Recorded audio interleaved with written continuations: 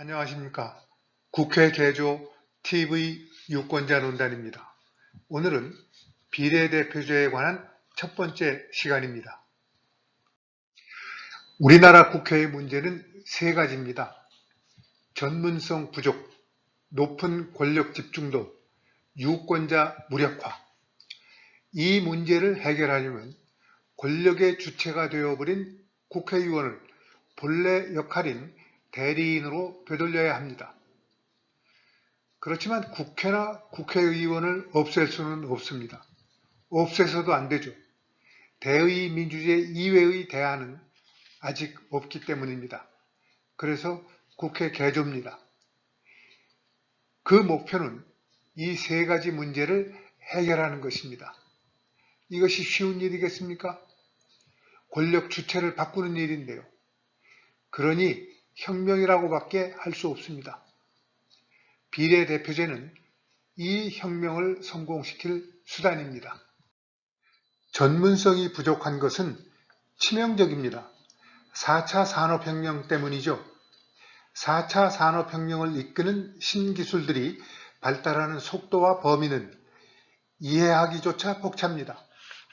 기술이 안정적일 때에는 관리기술도 중요합니다. 기업의 CEO가 경영학이나 기타 인문사회과학 출신이어도 큰 문제가 없습니다. 그러나 지금처럼 기술이 빠르게 변화할 때는 기술에 대한 이해 없이 관리하기 어렵습니다. 삼성전자 사장으로 최지성 씨가 임명됐을 때 도하 각 신문들이 어떤 놀라움을 표현했는지 기억하시는지요? 무역학과 출신 삼성전자 사장되다 였습니다. 이때가 2009년 12월입니다. 10년 전에 이미 기술자가 경영을 겸하는 것이 보편적이었다는 거죠. 그러니 국회만 예외일 수 없습니다. 그리고 우리가 정치적 자유와 평등만 외치고 있을 때도 아닙니다. 뿐만 아니라 신기술은 경제와 사회구조를 재편할 것입니다.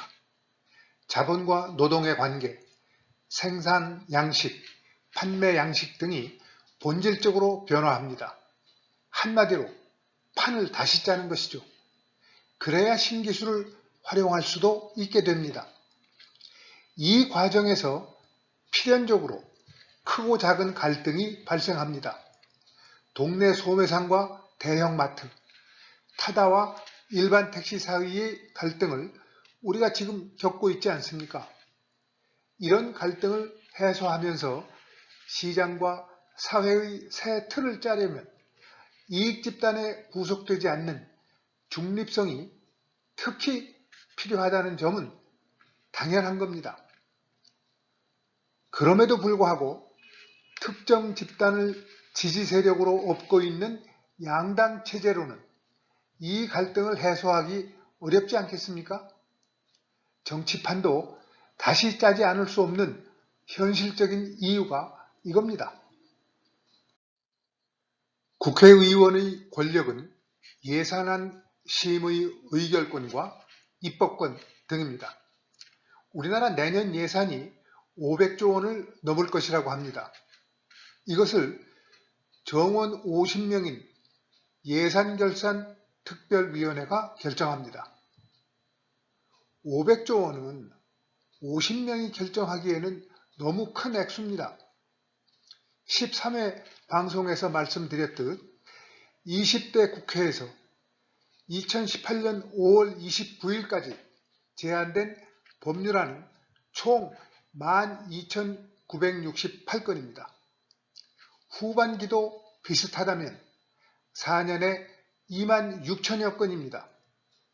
물론 국회의원들이 의안 발의 건수를 올리기 위해 저지르는 낯뜨거운 행태를 고려하면 이 숫자는 허수일 가능성이 크지만 그럼에도 불구하고 많은 것도 사실입니다. 이것이 300명이 다룰 수 있는 건수이겠습니까? 그리고 양당 체제와 소선거구제, 지역주의는 신봉건제로 이어져서 그들만의 리그를 형성하고 유권자를 옷벗은 임금님으로 전락시켰습니다. 그리고 부패로 이어졌지요. 국회에서 표결도 당론 투표라 유권자가 아닌 당론을 만들어내는 당내 권력자를 대변합니다. 이로써 유권자는 철저하게 무력화됩니다. 국회 상임위원회, 행정부 소관부처, 이익집단이 굳게 단결해서 하위 정부를 형성함으로써 소수 지배를 초래했습니다. 우리가 국회를 개조한다는 것은 이런 문제들을 해결하려는 것입니다. 그러기 위해서 전문성을 높이고 권력 집중도를 낮춰야 유권자가 다시 주권자가 될 수 있습니다. 다음 주에 계속하겠습니다. 안녕히 계십시오.